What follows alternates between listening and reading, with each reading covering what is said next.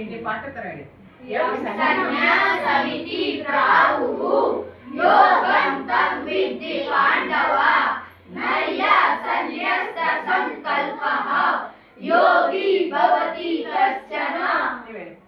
ಆರುರುಷೋರ್ಧರೆ ಯೋಗಂ ಕರ್ಮ ಕಾರಣಮುಚ್ಯತೆ ಯೋಗಾರೂಢಸ್ಯ ತಸ್ಯೈವ ಶ್ರಮ ಕಾರಣಮುಚ್ಯತೆ. ಯದಾ ಇಂದ್ರಿಯಾರ್ಥೇಷು ನ ಕರ್ಮಸನುಸಜ್ಜತೆ ಸರ್ವಸಂಕಲ್ಪ ಸನ್ಯಾಸಿ ಯೋಗಾರೂಢಸ್ಯ ದೋಚ್ಯತೆ. ನೀವು ಉದ್ಧರೇದಾತ್ಮಾನಂ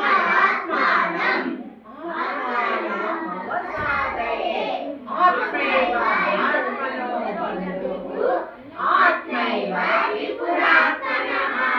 ಈಗ ಒಟ್ಟಿಗೆ ಹೇಳ್ಬೇಕು. ಬಂಧುರಾತ್ಮ